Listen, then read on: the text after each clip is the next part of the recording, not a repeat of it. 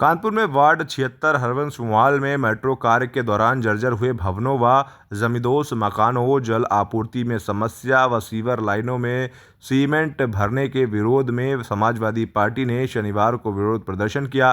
प्रदर्शन में सपा विधायक अमिताभ बाजपेयी ने कहा कि ये मेट्रो ने हरवंश मोहाल क्षेत्र को खंडहर माहौल बना दिया है। सपा विधायक ने विरोध जताते हुए कहा कि पीड़ित परिवारों की तहरीर पर मेट्रो के खिलाफ मुकदमा लिखा जाएगा। ये मेट्रो की तानाशाही है कि मकानों में दरारों और गिरने के बाद भी पीड़ितों की सुनवाई नहीं की जा रही है। अगर मेट्रो ने मकानों के बचाव में काम नहीं किया तो अगला प्रदर्शन मेट्रो मुख्यालय के बाहर होगा। तो वहीं क्षेत्रीय पार्षद रजत बाजपेयी ने बताया कि मेट्रो ने इस इलाके के नीचे से टनल खुदाई का काम किया है, जिसके बाद से ही यहां पुराने बने मकानों में दरारें आना शुरू हो गई थी। 2 मकान जमींदोज तक हो गए। अब तक मेट्रो सुधार के नाम पर सिर्फ खानापूर्ति कर रहा है। तो वहीं विधायक द्वारा एसीपी कलेक्टरगंज को ज्ञापन सौंपकर अपनी मांगे रखी गई हैं।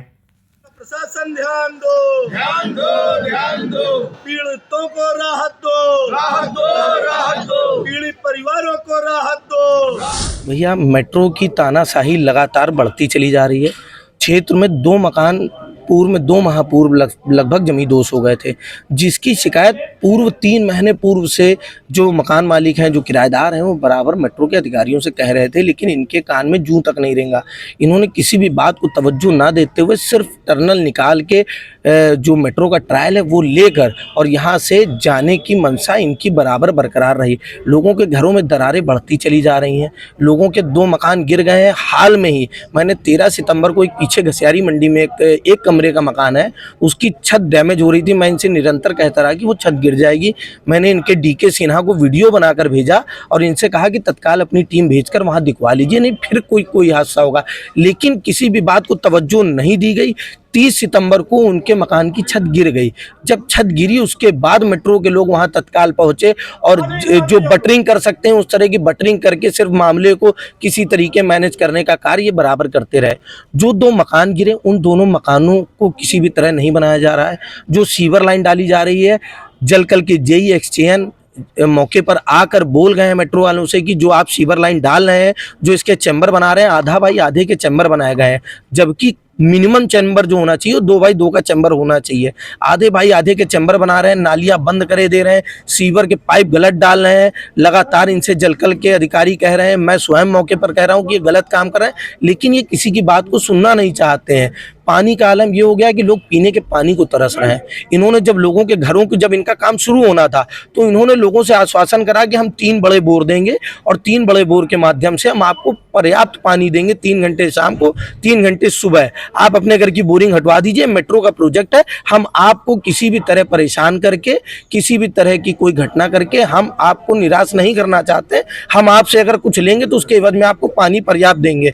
लेकिन इन्होंने सिर्फ 2 बोर करे, कोई सर्वे नहीं किया गया। किसी भी तरह का सर्वे ना करने के बावजूद आज स्थिति ये है कि लोगों के घरों में पानी नहीं है। जिन घरों में 3-3 घंटे का वादा करा था उन घरों में 15 मिनट पानी नहीं मिल रहा है। माननीय विधायक अमिताभ बाजपेयी जी द्वारा गृह सचिव प्रमुख को लखनऊ में इस अपने पत्र के माध्यम से इस बात के लिए अवगत कराया गया, जिसमें जिला अधिकारी महोदय के अध्यक्षता में एक टीम गठित की गई, जिसमें वो लोग यहाँ पर आए, उनकी टीम यहाँ पर आई, उन्होंने मौके पर जायजा लिया, देखे हालात और तुरंत मेट्रो को फटकार लगाई कि जो काम आप कर रहे हैं गलत काम है, इससे जनजीवन प्रभावित हो रहा है और इस काम को अतिशीघ्र करके और लोगों को जो राहत प्रदान कर सकते हैं वो कर दी जाए। लेकिन जब से डीएम महोदय की अध्यक्षता द्वारा वो टीम आके यहाँ सर्वे करके गई है, मेट्रो की तानाशाही बढ़ गई है। वो धमकाने लगे कि हम काम छोड़ के चले जाएंगे, हम काम नहीं करेंगे, अगर हमारे खिलाफ बोलोगे तो आपका घर रिपेयर नहीं करेंगे, अगर आप हमारे लिए कुछ कहेंगे तो हम आपका कोई काम नहीं करेंगे। इस तरह की तानाशाही रवैये पूर्ण जो इनकी हरकतें हो गई हैं,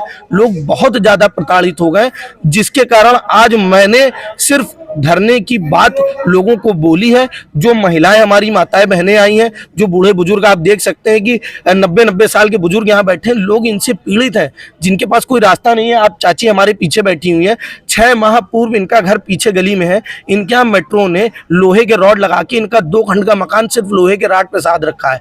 आपका कहना यह है कि अगर मेरा मकान मजबूत है तो लोहे के राड हटा दीजिए, अगर मकान गिरता है, मेरे साथ कुछ होता है तो हो जाने दीजिए, और अगर नहीं मजबूत है तो आप उसको रिपेयर कर दीजिए। लीजिए, ना तो मेट्रो उन राडों को हटा रही है जिस पे घर टिका रखा गया है, और ना ही इनके घर झांकने गई 6 महीने हो गए। 3 बार मैं शिकायत कर चुका हूँ लिखित में कि इनके घर में जाया जाए, माता जी के घर में, और माता जी के घर का सर्वे करके उसको देखा जाए। आप देख सकते हैं सामने मकान एक ही है, इस मकान की दीवार ने दरार छोड़ दी है, मकान आगे झुक गया है, लेकिन मेट्रो कुछ भी नहीं करना चाहती। मेट्रो की कोई मंशा नहीं। मेट्रो सिर्फ उनके 3 ट्रायल हो चुके हैं, मेट्रो 3 ट्रायल और करके सिर्फ यहाँ से भागने की फिराक में है।